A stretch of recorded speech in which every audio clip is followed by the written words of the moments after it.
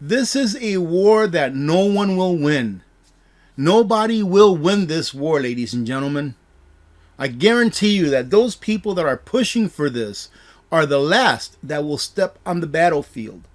It will be your children who step on the battlefield. Hello YouTubers, Alaska Prepper here. Well, ladies and gentlemen, I'm going to compile what was going to be two separate videos into one because it's kind of like in the same lane, even though they're exactly opposite of each other, and you'll see what I mean here in a second. But you have to get prepared now. If you think you're prepared, take a look at your preps, make a list of everything that you need that you don't have, ladies and gentlemen, because we are going to go to war. And I say this with a heavy heart. I don't want the world to go to war, but this is where they're taking us. And everything that they're doing indicates that this is where they're taking us. Do you really think that a government would want to have more control over their people during a time of war than not? I would say that if a government had a choice of when they wanted to have the most control over their people, over the citizens, over their constituents who they're supposed to be serving, would be during a time of war, because that way small factions of people would not be able to rise up and stir stuff up for the government, right? That way the people will be like, hey, wait a minute, if I say something, I may not get my ration of bread today, right? And I know I'm kind of like taking it to the extreme, ladies and gentlemen, but just take a look at all of the things that have been put in place and are being put in place. Take a look at the video that I released earlier today. And you can see the level of control that they want to have over us and how they are going around the Constitution of these United States of America by the government allowing major corporations and non-governmental organizations to control every aspect of our lives. So ladies and gentlemen, we have to get ready for this because it may not come today or tomorrow, but it is eventually coming. We are towards the end of a cycle. We are towards the end of the fourth turning, and that means crises after crises after crises, which will end in war. It means the end of a monetary system, which almost always ends in war. And who pays the price? You do, ladies and gentlemen. The Pentagon is now taking thousands of mothballed military aircraft and restoring them to full service capability in an obvious run-up to World War III with both China and Russia. This is a war that no one will win. Nobody will win this war, ladies and gentlemen. I guarantee you that those people that are pushing for this are the last that will step on the battlefield. It will be your children who step on the battlefield. And I'm getting to the part where you need to prepare. Just the fact that we may be going to war should be getting you to prepare. But just take a look at what the American people were deprived of because we had to go to war in World War II. Take a look at the things that were rationed. Take a look at how many people lost their homes. It's not just about preparing with food. It's about preparing to be able to keep those things that you worked your entire life for. How many people during the Great Depression, ladies and gentlemen, which was the precursor to World War II, how many people lost their homes? How many banks went under? How many people lost their life savings? And if you take a look at the Roaring Twenties, as they called it back then, right before the beginning of the Great Depression, when we had the stock market crash of 1929, take a look at the last 10 years. Have the last 10 years or 13 years for the markets, have it not been a roaring 20s type of last 10, 15 years? I would say so. Just take a look at a graph and see how much the markets have gone up with all of the easy and free money that the government has doled out. And when I say free money, it's by no means free, but that's how they see it. And these aircraft reportedly include F-16s, C-130s, and AWAC aircraft and more. And for those of you that don't know what the AWACs are, I believe they're the ones that have that big radar thing on the top and they can keep track of what's going on in the ground. Here they say that once restored, the aircraft are reportedly being sent to two destinations: the Philippines, which is a staging area for war with China, and to Europe, mostly in Poland, which is a staging area for war with Russia. This indicates that the Pentagon is gearing up for kinetic conflict with both Russia and China in the near future. Every American city will become a legitimate nuclear target in the eyes of the big R. Anybody wonder what's going on in the southern border? How many of you are worried about Mexicans coming up through the southern border? I'm not. I'm not worried about them, but I'm worried about these players that may be coming in through our porous borders and just being, I guess, what do they call them? Sleeper cells? And being in sleeper cells until they are activated. And I think they talk about that here. This effort to ship out nearly all combat aircraft currently remain in the United States will also set up the USA for a purge attack from within, where communist Chinese military agents have already crossed the wide open southern border by the hundreds of thousands, oh my goodness, positioning themselves across U.S. cities to prepare for activation day. That is very plausible. You know, when I read this, that is a very plausible thing that can happen. On that day, they will unleash kinetic attacks against U.S. infrastructure, targeting ports, refineries, power grid stations, communications infrastructure, military bases, bridges, and more. This does sound like a red dawn, doesn't it, ladies and gentlemen? Never, ever give up your 2A, no matter what.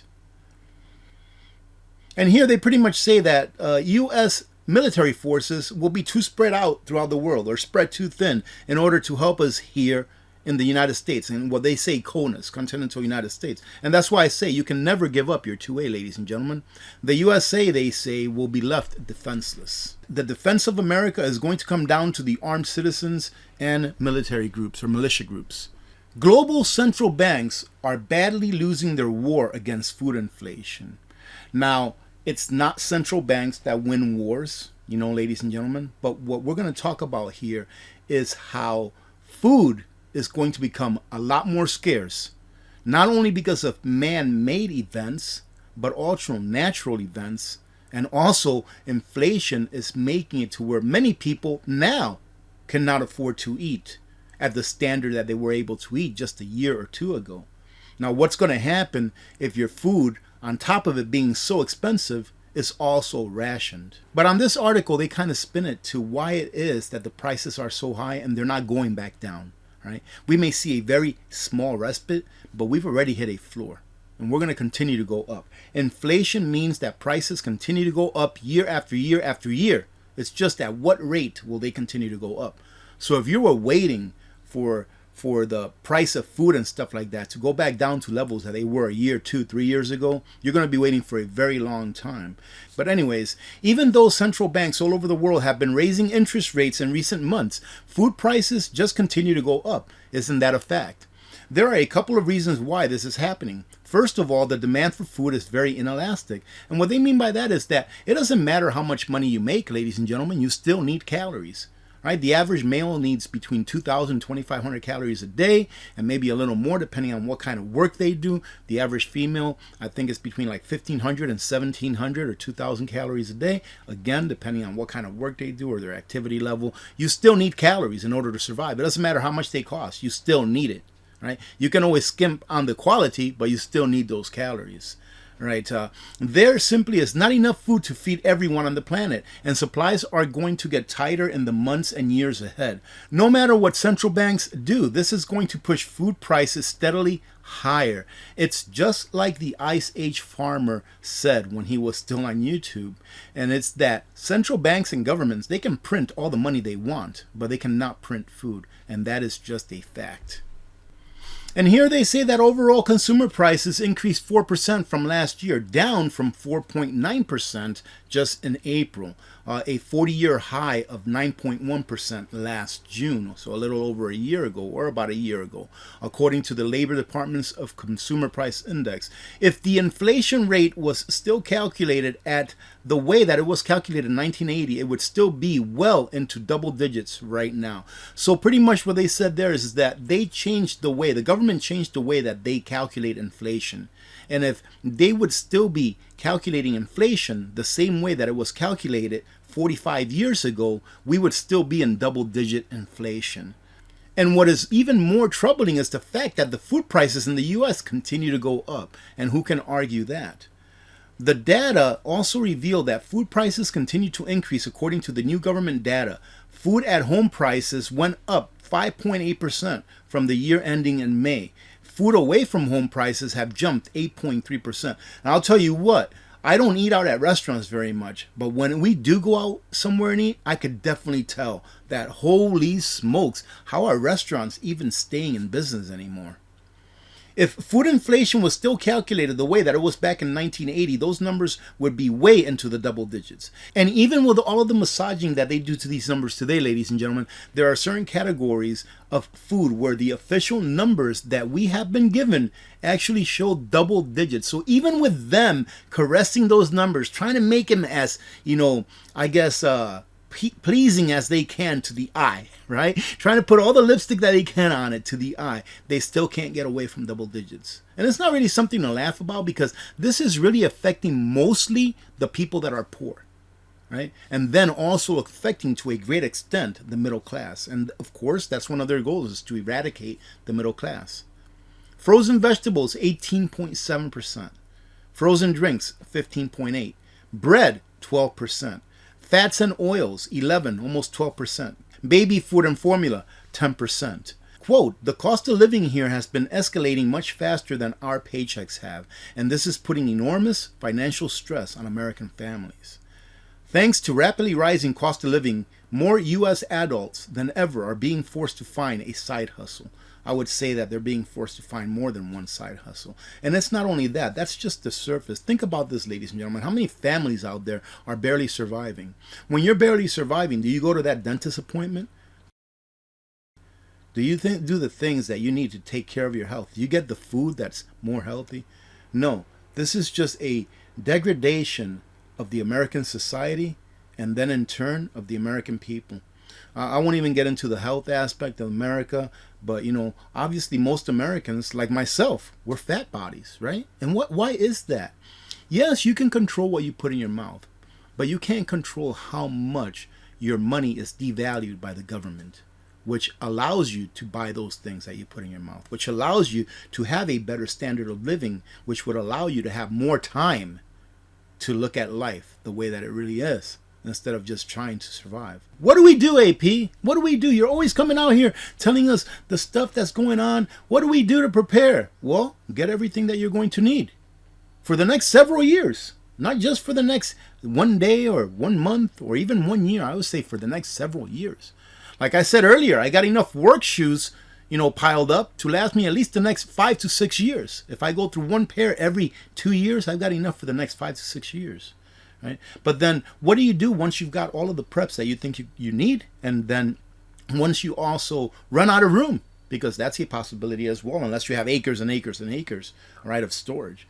Well, ladies and gentlemen, this is not a paid promotion. I'm not advertising for anyone or anything like that. It's just what I like to do. Precious metals is the way. And I want to give you a great example, right? A very simple example by showing you a chart and showing you a couple of dates that when you preserve your wealth in gold, you're able to buy the same thing 40, 50 years later or 30 years later than you did, back then when you first got the gold. And let me just show you, because showing you is a lot easier than trying to talk it. All right, so check this out.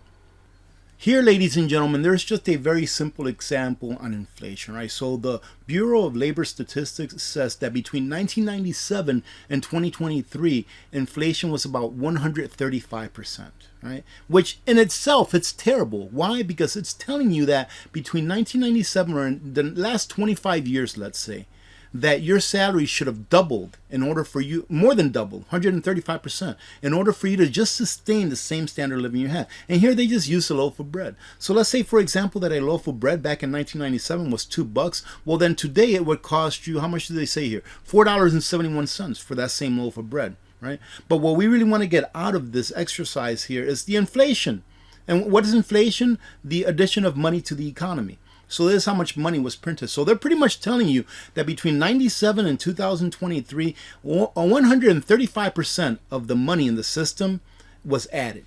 So the money in the system more than doubled, all right? More than doubled in the last 25 years. All right? I would argue to say that it's more than that, because inflation is usually a lot higher than what the government is telling you it is. But let me just show you something really quick. Let's say that this is true, that inflation doubled. Let's say that inflation tripled. All right, so let's play along here. Let's say that inflation between 97 and 2023, instead of it being 135%, let's say that it was 300%.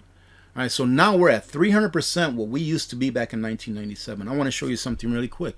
And this is a great way for you to see by yourself or for yourself that gold maintains its purchasing power, right? So where they're saying here that inflation was 135, we're going to say that inflation was 300%, right? So check this out. I went ahead and took this little chart out and I took it to the monthly, which allowed me to go all the way back to 1997. So you see right here, this here is 1997, 1 January, right? And 1997, 1 ounce of gold was $372, roughly $372. Let's say it was 400 bucks, okay? So let's say in 1997, 1 ounce of gold was 400 bucks. Inflation, remember, we're going to say that it tripled instead of just doubled, right? So let's go ahead and fast forward all the way to yesterday, Friday. Right? On Friday, 1 ounce of gold was $1,971. Now let's go ahead and grab our handy dandy calculator. So here's our handy dandy calculator. Let's put it right there in the middle. So just to keep up with inflation, that $372 ounce of gold should have only gone up by, let me see, it's going to be 2.35. It should be about 874 ounces, right? Because the reason I said 2.35 instead of 135, 135%, is because we have to add the initial, $372 that the gold was already valued at, right? And then we have to add the 1.35, right? Or the 135%. I hope you understand that. So in order, according to the Department or the Bureau of Labor Statistics, in order for us to just keep up with inflation from 1997, gold should only be $874. And that means that if that's what gold was today, you would be able to buy the same amount of stuff that you were able to buy in 1987 when you bought that gold, right? But what is gold? What is it now? $1,971. That means that your gold not only preserved your purchasing power, but it actually gave you more purchasing power than what it had when you bought it in 1997. I hope that this makes sense to you. It makes total sense to me. What it tells me is, let's check this out. Okay, let's do this. According to them, today, a loaf of bread should be about $4.71, okay? A loaf of bread today should be about $4.71. So let's take a look at back then, a loaf of bread was $2, okay? So about $2 back then, right? So let's go ahead and divide 372 divided by $2. You could get 186 loaves of bread back then in 1997 with 1 ounce of gold. All right, so now let's go ahead and bring it to today to $4 and how many cents? $4.71. So today is $4.71. So we're going to go 1971. We're going to divide that by $4.71. You can get 418 loaves of bread today, ladies and gentlemen, with that same ounce of gold. That's all I have to say about that. If you don't get it by now, if you don't get this, if you don't understand this, and you don't understand that, no, you're not supposed to eat gold, but you can eat the stuff that you buy with it. You can eat the stuff that you buy with silver. Silver is just as good as far as I'm concerned. It's just that it's so manipulated, all right, that a lot of people have given up on it because it's so manipulated. But those of us that understand that nature always finds its equilibrium and it always goes back to where it started, we understand that one day the price of silver and gold will find its fair market value, and that it will once again be treated as real money, which is what it is, not paper currency, which is nothing but fiat. All right. Having said that, I hope you got something out of this, ladies and gentlemen. Again, have a happy Father's Day to all of you fathers out there tomorrow on Sunday. I hope that you have a great rest of your weekend. And tomorrow I will be putting out a longer video that's going to be put out for those of you that want to, hang out for about, I think it's like half an hour long tomorrow. So anyways, God bless every one of you, ladies and gentlemen. Remember to be good to each other. When good people do good things happen. Remember to reach one, teach one, and repeat. If we all did this, the world would be a better place, and you know that it will be a better place. Many blessings to all of you and your families. I'm Alaska Prepper. I'm out. God bless.